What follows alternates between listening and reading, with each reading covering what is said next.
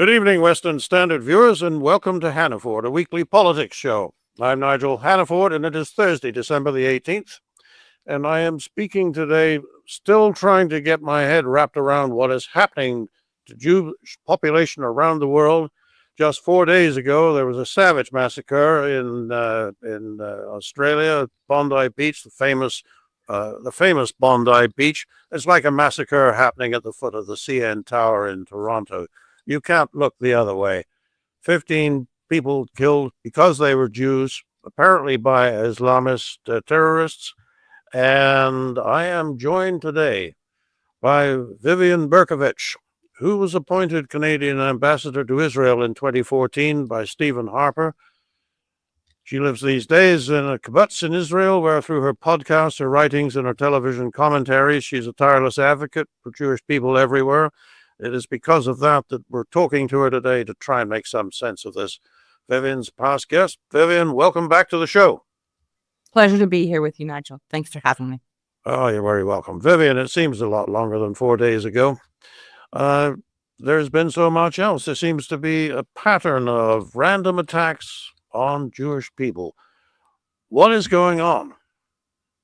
Well, I think that we are finally seeing the fruits of 2+ years of momentum, the Free Palestine movement, Globalized, the Intifada, whatever you want to call it. It's a kind of convergence of various political and other interests, the so-called progressives on the extreme left, the Free Palestine folks, the Islamists, the fundamentalist Islamists, so pro-Hamas, pro-ISIS, and there are many out there, and others. And the one thing that they seem to agree on, because they come from very different kind of, philosophies, but the one thing they seem to agree on is that Israel is the most evil state to ever have existed, and it must be annihilated, eradicated, and that all Jews must be killed.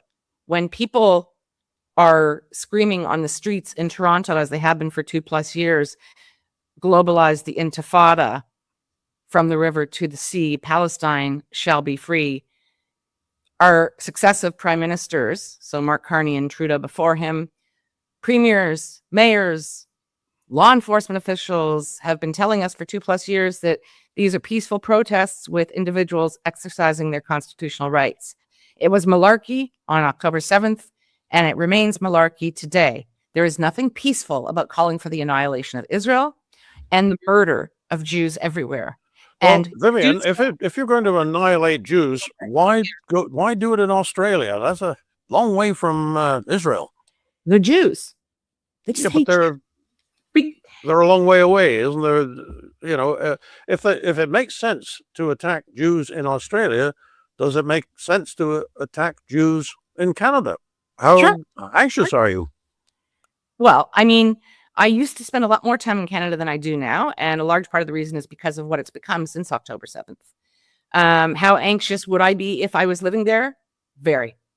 I was in Toronto, my hometown, where I lived over 50 years. I still have a kid there, lots of family and friends. I was there in April, in the lead up to the election, and people were unnerved, but not totally freaked out yet. I was back in September, and it's just Venus and Mars. The Jewish community in September was terrified.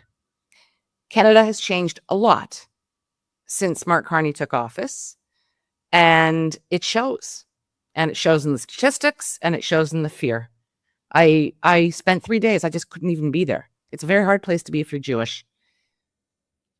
That's an astonishing thing. Many Jews immigrated to Canada over the years because they thought it was a safe place. And I think by and large, for most of the time that I've been in journalism, which goes back 50 years, there was a very strong, almost to the point where people resented it, that there was a very strong influence on public policy by the Canadian Jewish population. Now, obviously, that kind of general acceptance is not helping Jews in Canada today. Let me ask you a very direct, blunt question. Do you think there's going to be a nasty incident like this in Canada soon? So I'll answer it this way. I think that there, but for the grace of God. So we're just lucky that it hasn't happened yet. Good That's what heavens. Well, it's happening in other places and on a smaller scale. It seems like hardly a week goes by that there isn't a report of a murder where the obvious conclusion can only be that it was an anti-Semitic hit. You mentioned, I think, some attacks in the United States. There was a couple of universities.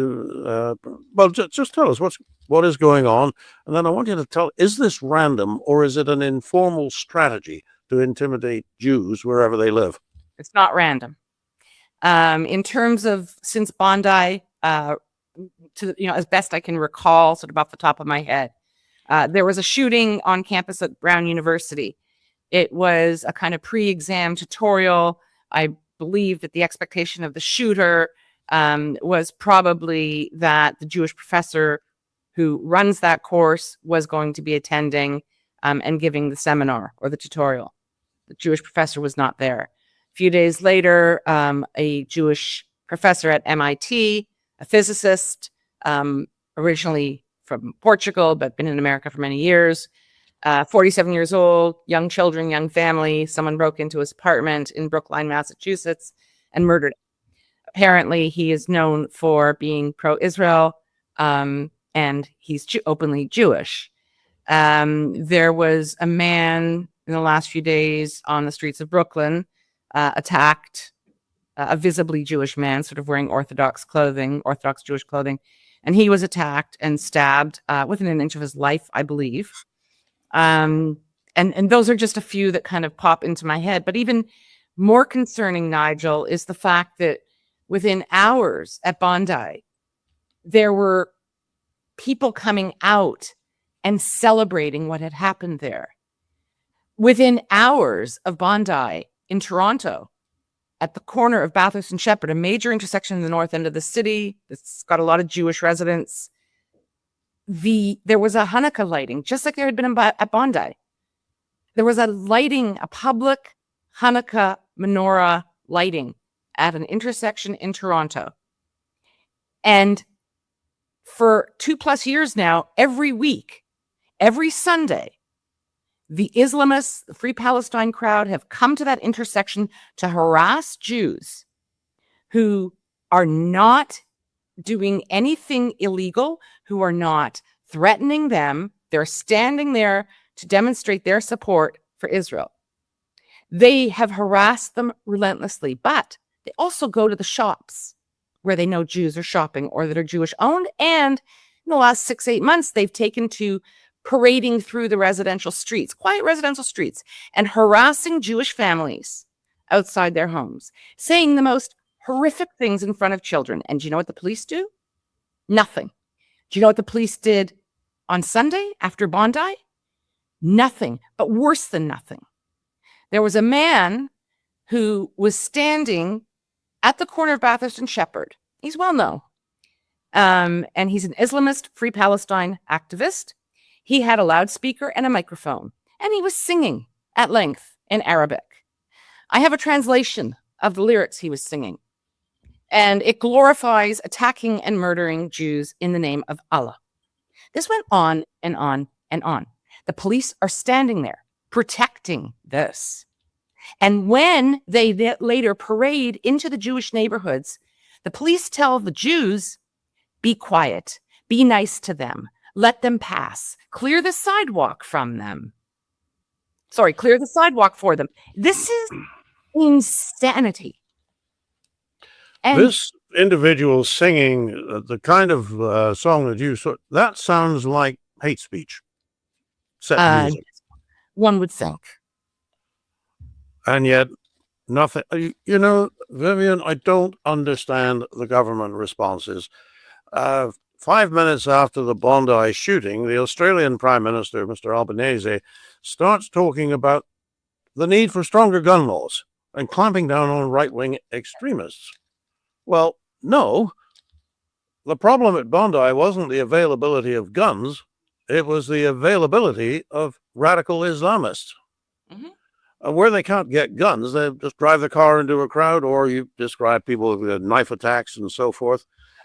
Now, it seems what you have just said about the response in Toronto, that they stood by, they knew this was hate speech, they didn't intervene, they don't actually divert these demonstrations away from the Jewish neighborhoods. Why, in your view, what is it that our leaders are deliberately not joining the dots because they'd rather not admit there's a problem? What do you think is the bigger picture here? So first of all, I want to just point out, in addition to what you commented on with respect to Prime Minister Albanese, he has, as have so many of us, including me in my column that I wrote that day for the National Post, he has lauded the heroism of Ahmed al-Ahmed. He is a Muslim man, originally from Syria, I believe, and unarmed, he went and tackled one of the gunmen, took him down and grabbed his gun. And he was later shot, and he's quite badly wounded and in hospital. The man's a hero. He also had police training, which came out in the ensuing days. Mr. al-Ahmed was visited by Prime Minister Albanese in hospital. The Prime Minister did not visit any of the Jewish victims in hospital. The Prime Minister has not gone to any of the Jewish funerals that have been held today and yesterday, including the funeral for 10-year-old Matilda, who was gunned down. She was stalked. Her parents watched as she was stalked by one of the gunmen. Her execution has horrified people around the world. Prime Minister Albanese did not go to her funeral. There are two Jewish people, an elderly couple, well, elderly, a little older than me, who tried to tackle one of the gunmen before he even got going. And this was captured on video. And they were murdered. They were heroes. Yes. A couple in their 60s. And Albanese has not mentioned them. Do you know what else he hasn't mentioned? As you said, he hasn't mentioned Islamism. He hasn't mentioned Islamist terror. And another thing that we know about the two men, the father and son team, who went to shoot Jews at Bondi Beach on Sunday, is that they were both training with an ISIS cell in the Philippines 1 month ago. So what do you think explains this very selective response that the Australian Prime Minister has offered here? Well, there are two options, Nigel. One is that he simply doesn't understand what's going on. And the other is that he chooses not to act. And why would he choose not to act? I have never accepted this kind of, facile, offensive, oh, it's about votes. There are more Muslims in these countries than Jews. This isn't about Jews. We're the first target. We always are. But we're not the last. This is about Western civilization. They hate Western civilization. They hate our freedoms and our values. But they can target the Jews for a whole bunch of reasons. And, nobody seems to care. I don't know. Ask Mark Carney to explain his rather breezy attitude, because it's the same as Albanese's, in fact, worse. Albanese has made expressions of support for the Jewish community in Australia over the past 2 years that have never passed Mark Carney's lips. So is it rank anti-Semitism? Is it, the brown shirts of the 20s and 30s in Germany, but in better cut suits? You tell me.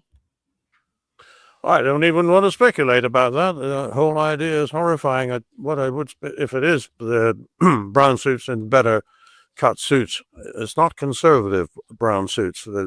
Somehow or other, this always ends up, and Mr.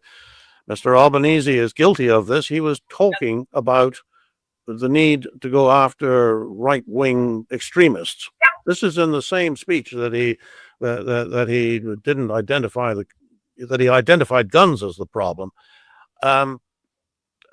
If you admit there's a problem, you have to deal with it. Do you think that's a part of what's going on here? They don't have the stomach to actually take a position on Islam, as it, call it out for what it is, danger to Western democracy. I think that our political kind of leadership has become so dumb and so puerile that are they afraid to call it out?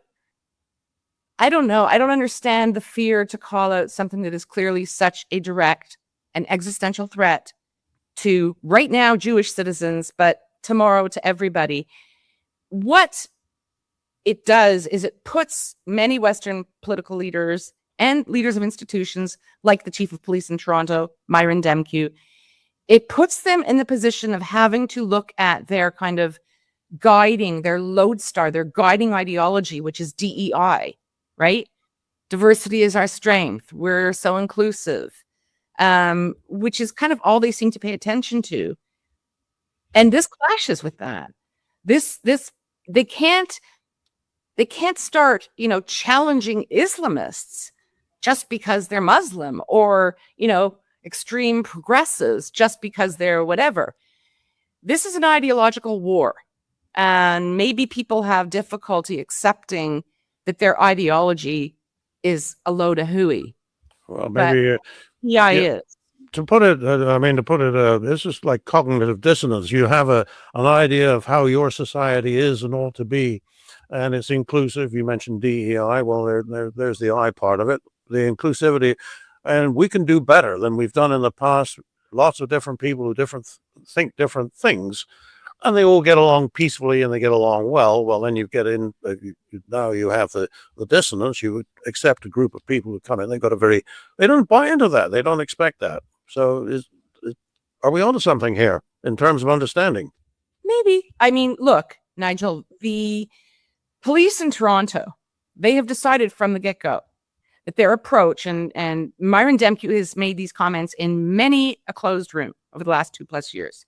And he says, my approach to policing is to keep the peace. And it seems that his idea of keeping the peace is to detain more Jewish people. His force has arrested and detained far more Jewish people who are in their neighborhoods, who express some kind of, or who even just stand there. Why? They've said this repeatedly. It's for your own safety. It's for your own good. They have told Jewish people in the neighborhood that is constantly being, attacked. They have told them, don't say anything. Be nice to these people. So, I mean, this is they're going out of their way. And I have been at demonstrations in Toronto, and I've had police officers come up to me. There was one in particular in March, and I was standing there. I was not wearing anything visibly Jewish. I didn't have a keffiyeh. Like, I was just a person. But they looked at me, and I guess they decided that since I didn't have a keffiyeh and wasn't carrying a sign saying destroy Israel, that I was with the Jews. And a police officer came up to me and said, go stand over there, this little penned off little area of a sidewalk. And I said, why?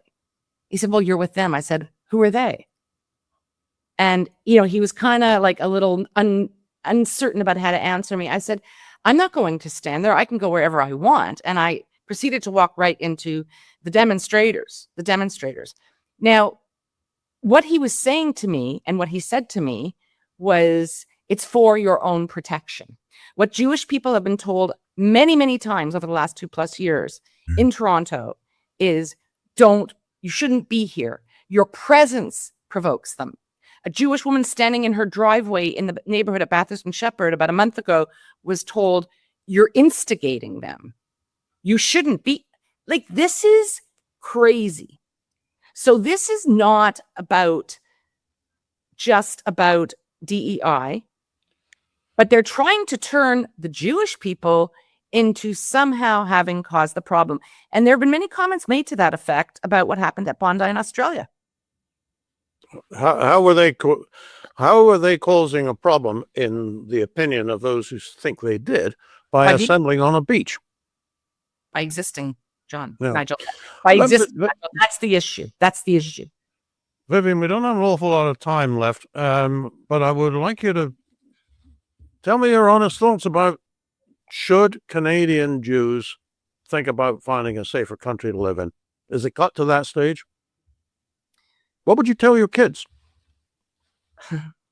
One of my kids is in Israel with me. The other one is in Toronto. Both my kids are in the kind of late 20s, early 30s snack bracket. They are proud Jewish women. And my older daughter is going to be leaving for a whole bunch of reasons. She works in an environment, it's a public sector environment that is very hostile, openly hostile. It comes up everywhere all the time. You may have heard recently that, there have been a rash of incidents over the years with Jewish people in Ubers, and the drivers have been either thrown them out or said very unkind and inappropriate things if they think the person is Jewish or if they hear them speaking Hebrew. When I'm in Toronto, I can't use Uber because I have a cell phone with an Israeli area code. So they know. I'm not safe in Europe or in Toronto to use Uber. So what would I tell people? I'm not going to say stay or go. But what I do say in my columns and on my podcast, and I'll say here, is open your eyes. Look at what's going on. It's real. It's not getting better. There is zero political will to actually deal with this and address it. There is zero will on the part of law enforcement to deal with this in a remotely appropriate way. And frankly, Nigel, based on what I've seen and what we saw in Australia the other day, I got to question whether or not our police, and I think this is way beyond municipal police now. This is a national security crisis. I don't know that they have the capability to deal with this. We watched the Australian police duck for cover while watching people mowed down by these two men. They ducked for cover. For 15 minutes, these two men shot freely. The police have not explained how and why that happened. Do the police in Toronto even have the ability to deal with an attack of that nature? Never mind the political will or the institutional will. Does the RCMP? Like, who has the ability to deal with counterterror? And you have to be able to mobilize within minutes. To ask the question is to imply the answer. Are you saying that you don't think the police have the ability? Never mind the will. I question. Okay. I've not seen them demonstrate that. There have been many violent attacks on Jewish institutions and on Jewish people. Many. And one of the things that that needs to be understood here is that the similarities between Sydney and Toronto are incredible in terms of the demographics of the Jewish community. Sydney has about 50,000 Jews. Toronto is more like 200,000 plus. Both communities are kind of very heavy with Holocaust survivors and their families. I'm the daughter of a Holocaust survivor. They're vulnerable in different ways. They're not as voluble as their counterparts in America. You mentioned earlier that, Jews have often been very influential and involved in public policy in Canada. I would actually take a different perspective on that, very different perspective on that. I think we've been less involved in Canada as a group than in most Western democracies. But if that's the perception, that's the perception. But I think that the similarities between the two cities is astonishing. The level of violence against Jews in Toronto, statistically, and the kinds of violence has exceeded what the community in Sydney has experienced. Amazing. Yes. Last question, Vivian. Do you feel safer in Israel than in Toronto? I'm not safe in Toronto. Yes, I feel much safer here. Very good. Vivian, thank you for coming on to talk about these. It's terrible. It's a terrible situation. I heard somebody the other day say it's 1938 all over again. Maybe that's maybe it's 1937. It's going in the wrong direction. But I want to thank you for joining us today. And for the Western Standard, I'm